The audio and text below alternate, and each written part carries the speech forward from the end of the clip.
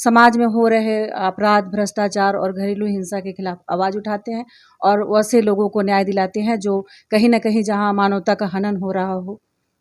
काफ़ी अच्छे और बुरे दोनों तरह के अनुभव मिले हैं मुझे और कहीं-कहीं प्रशासन का बहुत अच्छा सहयोग भी रहा है और कहीं-कहीं प्रशासन से बहुत आहत भी पहुँचे हैं हमारे काम को।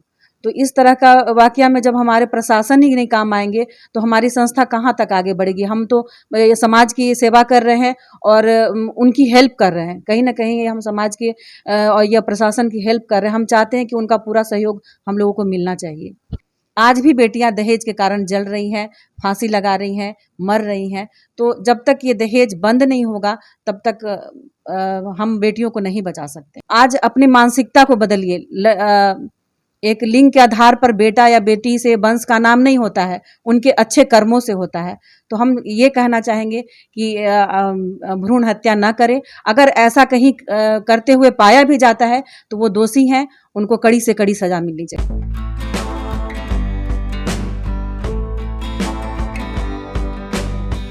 नमस्कार, मैं हूं अनूप नारायण सिंह और आप देख रहे हैं बिहारी खबर के डिजिटल प्लेटफॉर्म को। बिहार के महिलाओं को लेकर हम अपना खास कार्यक्रम चला रहे हैं, जिसमें ऐसी ऐसी महिलाओं को हम आपके समक्ष ला रहे हैं जो अपने कार्य से पूरे महिला जगत को तो गौरवान्वित कर ही रही हैं, आशा की नई किरण जगा रही हैं। हमारे साथ हैं सोनल सिंह जी और काफ़ी बहुमुखी प्रतिभा की धनी हैं। सोनल सिंह राष्ट्रीय स्तर की कबड्डी प्लेयर रह चुकी हैं, कई सौंदर्य प्रतियोगिताओं की विजेता भी रह चुकी हैं और विगत 5 वर्षों से हाजीपुर को इन्होंने विशेष रूप से चयनित करके अपने संस्था के माध्यम से कुछ जरूर ऐसा अनूठा कार्य किया है, जिसके कारण आज इनके पास हम पहुंचे हैं और ढेर सारे विषय वस्तु पर बात भी करना है। सोनल जी, सबसे पहले आपका स्वागत। जी, नमस्कार। जानना चाहेंगे कि जो आप काम कर रही हैं हाजीपुर में, जो आपकी संस्था है मानवाधिकार और समाज सेवा करने का, वो संस्था क्या है और उसका कार्य क्या है? जी, हमारा संस्था जो है वो सेवा समर्पित फाउंडेशन के नाम से है और उसी की एक यूनिट है राष्ट्रीय मानवाधिकार एवं महिला कल्याण संस्थान, जिसमें हम समाज में हो रहे अपराध, भ्रष्टाचार और घरेलू हिंसा के खिलाफ आवाज़ उठाते हैं और वैसे लोगों को न्याय दिलाते हैं जो कहीं न कहीं जहाँ मानवता का हनन हो रहा हो। बिहार में काम कर रही हैं, वो भी हाजीपुर में काम कर रही हैं। कैसा अनुभव रहता है जब लोगों के बीच जाती हैं? विगत पिछले 5 सालों से हम इस संस्था में काम कर रहे हैं और काफ़ी अच्छे और बुरे दोनों तरह के अनुभव मिले हैं मुझे और कहीं-कहीं प्रशासन का बहुत अच्छा सहयोग भी रहा है और कहीं-कहीं प्रशासन से बहुत आहत भी पहुँचे हैं हमारे काम को। जहाँ उनका कोई सपोर्ट नहीं मिला, जैसे कि हम छोटा-सा एक वाकया बताना चाहेंगे। गुरौल के पास एक बेलसर गाँव पड़ता है, जहाँ पे हम लोगों को पता चला कि वहाँ लड़कियों को कम उम्र में 13 वर्ष की उम्र में बेच दिया जा रहा है पैसों के अभाव में, गरीबी के कारण। तो हमने एसपी को वहाँ के इन्फॉर्म किया। तो एसपी कहे कि ये मैडम, ये आप लोग का काम नहीं है और ये हमारा काम है, तो आप पुलिस को इन्फॉर्म कीजिए। और मूसलाधार बारिश के कारण जब हम लोग बेलसर थाना पहुँचे, वहाँ मात्र 1 स्टाफ थे और थे नहीं। जहाँ हम लोग ने खुद जाकर उस जो लड़की थी वो हम लोग को इन्फॉर्म कर रही थी, एक-एक चीज़ की जानकारी दे रही थी।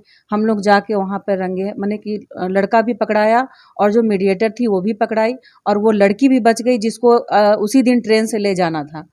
तो इस तरह का वाकया में जब हमारे प्रशासन ही नहीं काम आएँगे, तो हमारी संस्था कहाँ तक आगे बढ़ेगी। हम तो समाज की सेवा कर रहे हैं और उनकी हेल्प कर रहे हैं। कहीं न कहीं हम समाज के और या प्रशासन की हेल्प कर रहे हैं। हम चाहते हैं कि उनका पूरा सहयोग हम लोगों को मिलना चाहिए।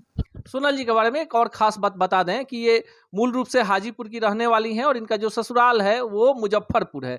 पढ़ाई लिखाई उत्तर प्रदेश में हुई है और ये बिहार कबड्डी टीम की कैप्टन भी रह चुकी हैं। देखिए, खेल की जब बातें होती हैं तो एक जो खिलाड़ी होता है हार जीत से परे होता है, उसके अंदर एक भावना होती है खेल भावना की, और यही कारण है कि सोनल सिंह ने तमाम विकल्पों के बावजूद बिहार की माटी का ऋण चुकाने के लिए हाजीपुर को और वैशाली को गोद लिया और इसी इलाके में विगत 5 वर्षों से जो काम कर रही हैं, बाल विवाह के खिलाफ काम कर रही हैं, कुप्रथाओं के खिलाफ काम कर रही हैं और महिलाओं के उत्पीड़न के लिए काम कर रहे हैं। सोनल जी, आप खिलाड़ी रही, इसीलिए आपसे ये सवाल है, खेल भावना जो है केवल खेल तक रहता है या बाकी जिंदगी भर चलते रहता है? नहीं, ज़िंदगी भर रहता है, वही जुनून रहता है, वही जज़्बा रहता है। जैसे हम किसी खेल के मैदान में कूदते हैं और तब तक वो अपनी ताकत लगाए रहते हैं जब तक जीत हासिल ना कर ले। तो वही जज़्बा है कि समाज में हमें हमारा देश हमारा संविधान जिनकी हम कद्र करते हैं और आज भी हमारा देश आज़ाद होने के बाद भी बहुत से कुरीतियों से बंधा हुआ है। आज भी उनको आज़ादी नहीं मिली है। जैसे बेटी को सरकार बोल तो रही है बेटी बचाओ, बेटी पढ़ाओ, पर आज भी बेटियों की हत्या गर्भ में कर दी जा रही है और कम उम्र में लड़कियों की शादी दी जा रही है। विधवा अगर कम उम्र में हो जा रही हैं तो आजीवन उन्हें सफ़ेद साड़ी में लपेट दिया जाता है। तो इसके खिलाफ भी हम आवाज़ उठाते हैं कि नहीं, विधवाओं को भी दोबारा जीने का अधिकार है, इसलिए पुनः विधवा विवाह पर भी हम लोग जोर डाल रहे हैं। तो नहीं, हमारा मकसद एक ही है कि हम तब तक इस समाज के कुरीतियों से लड़ते रहें जब तक कि एक-एक घर में अपराध, भ्रष्टाचार और इस कुरीतियों को ख़त्म ना कर सकें। आप ग्रास रूट लेवल पर जाती हैं, गाँवों में जाती हैं, महिलाओं के बीच में जाती हैं, वहाँ आप देखती होंगी कि जो सरकार की योजनाएँ हैं, बिहार में पंचायती राज व्यवस्था में 50% आरक्षण है। बेटियों को पढ़ाने के लिए बिहार सरकार ने साइकिल योजना, मैट्रिक, इंटर और स्नातक में जो प्रथम श्रेणी से आती हैं, उनके लिए वजीफे की घोषणा की है। एक असर तो हुआ है कि अब बेटियाँ जल्दी से नहीं ब्याही जाती हैं, पढ़ रही हैं और बिहार में अब बेटियाँ साइकिल चलाते हुए भी नज़र आती हैं। कितना बड़ा बदलाव इसको मानती हैं? हम माननीय नीतीश कुमार जी का इसमें बहुत बड़ा आभार प्रकट करते हैं कि उनके कारण बेटियां आज घर से निकल रही हैं, उनको साइकिल भी मिल रहा है। लेकिन आज भी ग्रामीण इलाकों में इस चीज़ का अभाव है, क्योंकि हम लोग गाँव में जाते हैं तो इस चीज़ को देखते हैं कि आज भी लड़कियों का कम। हम लोग इसके लिए जागरूकता फैलाते हैं, हमारी टीम है जो गाँव घर में जाके इसके लिए जागरूकता की बेटियों को आप 21 साल की उम्र तक पढ़ाइए लिखाइए और उस लायक बनाइए ताकि वो दूसरे घर जाके अपना घर गृहस्थी अच्छे से बचा सके।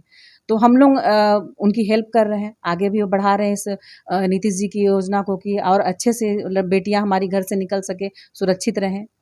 बिहार में शराबबंदी कानून और दहेजबंदी कानून एक साथ पारित हुआ। शराबबंदी कानून लगभग 80% ही मान ले तो बिहार में कहीं ना कहीं लोगों में खौफ है, लेकिन जो दहेजबंदी की बात है ये सिर्फ फाइलों में कैद है। आपको लगता है कि दहेजबंदी कानून बनाकर रोका जा सकता है या लोगों को जागरूक करके रोका जा सकता है? कानून तो बन गई हैं लेकिन इस पर बंदी तो अभी भी नहीं है। लोग दे रहे हैं इसीलिए लोग ले भी रहे हैं। तो हम लोग चाहते हैं जो हमारे जैसे समाज सेवी है, सारे संगठनों से हमारी ये अपील है कि वो जाके इस मामले को माने गाँव घर में या जहाँ शादियाँ हो रही है, लोगों को जागरूक करें कि दहेज लेना भी अपराध है और देना भी अपराध है। कहीं न कहीं आप एक अपराध के भागीदार बन रहे हैं, इसलिए इस चीज़ को ख़त्म किया जाए। आज भी बेटियां दहेज के कारण जल रही हैं, फांसी लगा रही हैं, मर रही हैं। तो जब तक ये दहेज बंद नहीं होगा तब तक हम बेटियों को नहीं बचा सकते हैं। चलिए, एक बड़ा सवाल आपने दे दिया है, बेटियों को बचा नहीं सकते हैं। भ्रूण हत्या, ये एक दिमाग में सामाजिक सोच है कि हर कोई को बेटा ही चाहिए, बेटी लोग नहीं चाहते हैं। कोख में बेटियां मार दी जाती हैं। ये बड़ा सवाल है, लेकिन ये सवाल जब खुद पे आता है तो लोग मौन साध लेते हैं और मंचों पर इस पर लंबे चौड़े भाषण देते हैं। इसके लिए दोषी किसको मानती हैं भ्रूण हत्या के लिए? इसके लिए दोषी हम किस सोच को मानेंगे कि आपकी सोच ऐसी है कि लड़की ये नहीं कर सकती, वो नहीं कर सकती। अगर हम इसको भी एक जागरूकता के तहत अगर बनाएं कि लड़कियां क्या नहीं कर सकती हैं, एक से एक बढ़कर हमारे समाज में महिलाएं हैं जो नाम कर सकती। हमारी देश की पहली महिला आईपीएस, एक से एक बढ़कर हमारे समाज में महिलाएं हैं जो नाम कर सकती। हमारी देश की पहली महिला आईपीएस, हम उनको उदाहरण में ले सकते हैं। तो आज अपनी मानसिकता को बदलिए। एक लिंग के आधार पर बेटा या बेटी से वंश का नाम नहीं होता है, उनके अच्छे कर्मों से होता है।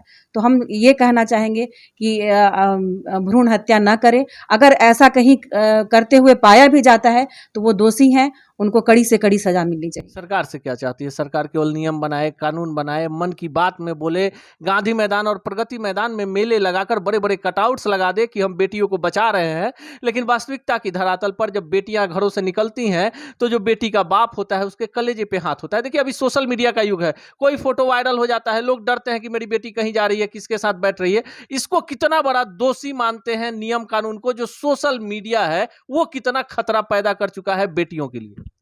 आज हम आपके बहुत अच्छा सवाल आप किए। हम इस बात पर बस यही कहना चाहेंगे, सरकार कानून तो बना देती है, अमल क्यों नहीं करती? अब आज ही देख लीजिए, हमारी बेटी जो एक अभी जला दी गई है और उसकी मृत्यु हो गई है अपराधी पकड़ा तो गया, लेकिन हमारी सरकार क्या करेगी, उसको अपना दामाद बना के 8 वर्षों तक 10 वर्षों तक उसकी सत्कार करेगी एक दामाद की तरह, तब उसको सजा निर्धारित करेगी कि इसको फांसी की सजा या उम्र कैद की सजा दी जाए। हम ये अपील करते हैं कि कानून अगर आप बना रहे हैं तो ऐसे अपराधियों को जल्द से जल्द सजा दे, ताकि और लोग इस अपराध को करने से भी डरें। ये जगह जगह हम मोमबत्ती लेके या फिर रैली निकाल के इस चीज को खत्म नहीं कर सकते हैं। इस चीज के लिए सरकार को ही पहल करनी होगी कि नहीं, अपराध हुआ है तो इसको सजा भी जल्द से जल्द मिलनी चाहिए।